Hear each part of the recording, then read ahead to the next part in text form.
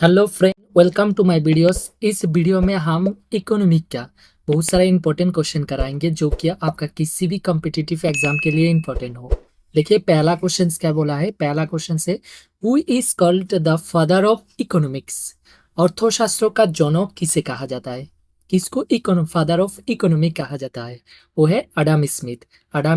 Smith को father of economic कहा जाता है। नेक्स्ट क्वेश्चन देखिए, question number 2। What is the literacy rate in India as per census 2011? 2011 की जनगणना के अनुसार भारत में साक्षरता दर क्या है?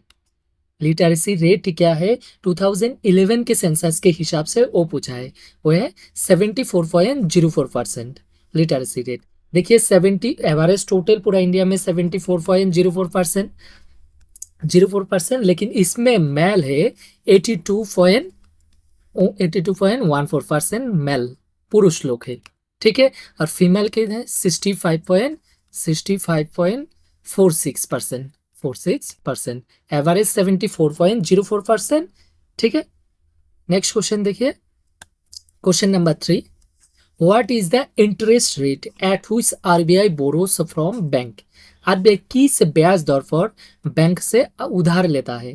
देखिए, जब भी आरबीआई का पैसा का जरूरत होता है तो कभी कभी बैंक से भी उधार ले लेता है। तो बैंक से जब उधार लेता है तो वो जो इंटरेस्ट पे करेगा, देखिए इधर ये बैंक है और ये आरबीआई है।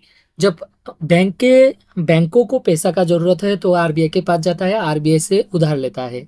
तो बैंक पैसा लिया तो इसके बदले बैंक आरबीआई को इंटरेस्ट देगा। तो वो जो इंटरेस्ट होता है उसको बोलते हैं रिपो रेट। ठीक है, जब बैंक पैसा लेता है आरबीआई से और वो इंटरेस्ट देता है उसको बोलते हैं रिपो रेट। अगर उल्टा उल्टा अगर आरबीआई पैसा लिया बैंकों से तो बैंक आरबीआई को भी तो इंटरेस्ट पे करना होगा ना बैंकों को। तो वो जो देता है उसको बोलते हैं रिवर्स रेपो रेट। तो इसमें यही पूछा है, वह what is the interest rate at which RBI borrows from bank. RBI किस ब्याज दर पर बैंकों से उधार लेता है, मतलब कौन सा दर? तो है reverse repo rate. Next question देखिए, question number 4। Who is benefited by the devaluations of rupee? रुपये के अवमूल्यन से किससे लाभ होता है? डिवैल्यूएशंस। देखिए, रुपया का अगर वैल्यू घटा दिया जाए उसको बोलते हैं डिवैल्यूएशंस। कैसे घटाता है? जैसे अभी सपोज एक डॉलर में, एक अगर अमेरिकन डॉलर में इंडियन सपोज 80 रुपीज है। ओके, अगर इसको डिवैल्यू कर दिया जाए, मतलब 80 के जगह 85 कर दिया जाए, मतलब $1 के विनिमय, तो इसको बोलते हैं डिवैल्यू। तो इसमें किसको फायदा होता है वो पूछा है। एक्सपोर्टर को फायदा होता है, जो एक्सपोर्ट करता है। क्योंकि देखिए, वो तो सपोज बाहर में $100 का वो बिजनेस किया, तो इंडिया में अगर 80 के हिसाब से कितना होगा? 8,000 होगा। लेकिन अगर उसका डिवैल्यू करके 85 हो गया तो सेम $100 का उसको इंडिया में कितना मिलेगा? 8,500। तो इसीलिए एक्सपोर्टर का ज्यादा लाभ होता है। ओके, नेक्स्ट क्वेश्चन देखिए, question number 5। When was the Indians first economic survey presentated? Bharat का पहला आर्थिक सर्वेक्षण कब प्रस्तुत किया गया था? कब पहला इकोनॉमिक सर्वे किया गया था? वो है 1950-51 भारत का पहला इकोनॉमिक सर्वे किया गया था। देखिए, next question, question number 6। Whose body is the regulator of the money market in the country? देश में मुद्रा बाजार का नियामक कौन सी संस्था है जो नियंत्रण करता है मनी मार्केट का, मुद्रा बाजार का? वो कौन सा है? आरबीआई है। आरबीआई देश का मुद्रा नियंत्रण का करता है। ठीक है, नेक्स्ट क्वेश्चन देखिए, question number 7। What is the share of states in the country centre tax currently? वर्तमान में केंद्रों के करों में राज्यों की हिस्सेदारी कितनी है? देखिए, शेयर ऑफ स्टेट बोला है, सेंटर जो टैक्स के द्वारा पैसा मिलता है सेंटर को, उसमें स्टेट का हिस्सेदारी कितना है वो पूछा है। तो सेंटर को टैक्स के द्वारा जो शेयर पैसा मिलता है उसमें 41% स्टेट का हिस्सेदारी है। ओके, नेक्स्ट क्वेश्चन देखिए, question number 8। Which is the first decentralized digital currency in the world? विश्व की पहली विकेंद्रीकृत और डिजिटल मुद्रा कौन सा है? विकेंद्रीकृत और डिसेंट्रलाइज मतलब जो कोई भी सरकार के अंडर नहीं है, तो इसी करेंसी को डिसेंट्रलाइज्ड डिजिटल करेंसी बोलते हैं। तो पहला कौन सा है? वो है बिटकॉइन। ओके, नेक्स्ट क्वेश्चन देखिए, question number 9। Who has developed the unified payment interface, UPI, जो हम लोग यूपीआई के थ्रू पेमेंट करते हैं, बहुत इंपॉर्टेंट। तो उसका फुल फॉर्म है यूनिफाइड पेमेंट इंटरफेस। तो यूनिफाइड पेमेंट इंटरफेस किसने विकसित किया, डेवलप किसने किया? तो ये आंसर है national payment corporation of India. Okay, देखिए next question, question number 10। On the basis of nominal GDP what is the positions of India in the world? Nominal GDP के आधार पर भारत का विश्व में कौन सा स्थान है? नॉमिनल जीडीपी, देखिए दो टाइप का जीडीपी होता है, एक रियल जीडीपी जीडीपी और एक नॉमिनल जीडीपी। नॉमिनल जीडीपी, ये दो टाइप का जीडीपी होता है। अब रियल जीडीपी क्या है? जो बेस ईयर पे, मतलब इसमें इन्फ्लेशन एडजस्ट होता है, किसी भी बेस ईयर का हिसाब से इसको काउंट किया जाता है रियल जीडीपी का। नॉमिनल जीडीपी क्या है? जो प्रेजेंट कोई भी चीज का अगर प्रेजेंट मूल्य क्या है उस हिसाब से जीडीपी निकाल जाए तो उसको बोलते हैं नॉमिनल जीडीपी, मतलब प्रेजेंट प्राइस के हिसाब से। तो इसमें पूछा है नॉमिनल जीडीपी के हिसाब से भारत का पोजीशन क्या है वर्ल्ड में, वो है 5th। ओके, नेक्स्ट क्वेश्चन देखिए, question number 11। How much percentage of rural population is covered under national food security act 2013?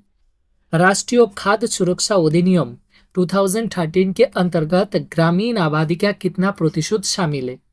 देखिए हम लोग जो बीपीएल एपीएल जिसमें भी अभी चावल मिलता है लोगों को, तो किसके अंदर मिलता है? नेशनल फूड सिक्योरिटी की एक्ट 2013 के अंदर। तो उसमें कितना प्रतिशत ग्रामीण लोग आता है और कितना प्रतिशत शहरिया लोग आता है? इसमें ग्रामीण लोग पूछा है, तो ग्रामीण लोग आता है 75% इसका लाभदायक है, मतलब नेशनल फूड सिक्योरिटी एक्ट का इसी के अंदर लाभ उठा रहा है कितना? 75% लोग, और शहर में 50% लोग। ओके, ये है अर्बन एरिया शहर का और ये रूरल एरिया। नेक्स्ट क्वेश्चन देखिए, question number 12। What is the minimum support price for paddy? धान का न्यूनतम समर्थक मूल्य क्या है? देखिए मिनिमम एमएसपी जो है, एमएसपी मिनिमम सपोर्ट प्राइस दिया जाता है गवर्नमेंट की तरफ से, तो उसमें पेडी धान का मिनिमम सपोर्ट प्राइस क्या है? वो है एट प्रेजेंट लगभग 2040 पर कुंटल, एक कुंटल में 2040 रुपीज से दिया जाता है। नेक्स्ट क्वेश्चन देखिए, question number 13। Who is the present president of new development bank? New development bank के वर्तमान अध्यक्ष कौन है? प्रेजेंट प्रेसिडेंट कौन है न्यू डेवलपमेंट बैंक का? वो है Dilma Vana Rousseff, Dilma Vana Rousseff. Next question देखिए, question number 14। Who is consider as the father of taxonomy? बोर्गिकी का जनक किसे कहा माना जाता है? टेक्सोनोमी, जो टैक्स कलेक्ट करना स्टार्ट किया है, तो उसको किसको फादर बोलते हैं? फादर ऑफ टेक्सोनोमी वो है लिन्नाउस, लिन्नाउस को फादर ऑफ टेक्सोनोमी कहा जाता है। Next question, question number 15। From हुच of the following is the GDP of a country not derived? किसी देश की जीडीपी निम्नलिखित में से किससे प्राप्त नहीं होते? जीडीपी जो काउंट किया जाता है कौन कौन सेक्टर में किया जाता है और कौन सेक्टर में नहीं किया जाता है, तो उसमें नहीं किया जाता है वो पूछा है। देखिए एग्रीकल्चर सेक्टर, उसमें जीडीपी काउंट होता है, इंडस्ट्रियल सेक्टर से भी जीडीपी होता है, सर्विस सेक्टर से भी जीडीपी होता है, लेकिन इंटरनेशनल सेक्टर ये सेक्टर में जीडीपी काउंट नहीं होता है। ओके, अब देखिए next question, question number 16। Union budget is presentated into the parliament by the, केंद्रीय बजट संसद में प्रस्तुत किया जाता है किसके द्वारा? हम लोग को जो यूनियन बजट है वो प्रेजेंटेड किया जाता है पार्लियामेंट में, वो यूनियन फाइनेंस मिनिस्टर द्वारा, जैसे अभी निर्मला सीतारमन द्वारा किया जाता है। ओके, नेक्स्ट क्वेश्चन देखिए, question number 17। The process by which the monetary authority of a country control the supply of money is known as? वो प्रक्रिया जिसके द्वारा किसी देश का मौद्रिक प्राधिकरण धन की आपूर्ति को नियंत्रित करता है क्या कहलाती है? देखिए मॉनिटरी अथॉरिटी जो जो प्रोसेस द्वारा हम लोग का मनी सप्लाई कंट्रोल करता है, सप्लाई ऑफ मनी, इकोनॉमी में कितना मनी सप्लाई होगा, कितना कंट्रोल होगा, तो वो जो इन्फ्लेशन और डिप्लेशन ये रुकने के लिए मनी सप्लाई कंट्रोल होता है, तो उस पॉलिसी को कहा जाता है? उसको बोलते हैं monetary policy. Okay, next question देखिए, question number 18, Which among the following currency has been allowed as an intermediary with the American dollar in India? निम्नलिखित में से किस मुद्रा को भारत में अमेरिकी डॉलर के साथ मध्यस्थ के रूप में अनुमति दी गई? जैसे हम लोग का डॉलर में लेन देन होता है, बाहर के दुनिया में इंपोर्ट एक्सपोर्ट होता है, तो डॉलर के बराबर और एक करेंसी को अभी अनुमति दिया गया है, तो वो कौन सा करेंसी है? वो यूरो। यूरो यूरोपियन यूनियन का करेंसी, बहुत सारा यूरोपियन कंट्री में चलता है यूरो। ओके, नेक्स्ट क्वेश्चन देखिए, question number 19, the economy in which there is a mixture of public sector and private sector both, वो अर्थव्यवस्था जिसमें सार्वजनिक क्षेत्र और निजी क्षेत्र दोनों का मिश्रण होता है, उसको कहा है, कौन सा इकोनॉमी कहा जाता है? जिस इकोनॉमी में पब्लिक सेक्टर मतलब गवर्नमेंट का भी, पब्लिक सेक्टर मतलब गवर्नमेंट का भी और प्राइवेट सेक्टर दोनों का है हिस्सेदारी है, तो उसको कौन सा इकोनॉमी कहा जाता है? वो है मिक्स्ड इकोनॉमी। मिक्स्ड इकोनॉमी में पब्लिक सेक्टर और प्राइवेट सेक्टर दोनों होता है। नेक्स्ट क्वेश्चन देखिए, question number 20, when the expenditure of the government exceed the revenue, the difference of balance between the two is called, जब सरकार का व्यय राजस्व से अधिक हो जाता है तो दोनों के बीच से संतुलन के अंतर को कहा जाता है?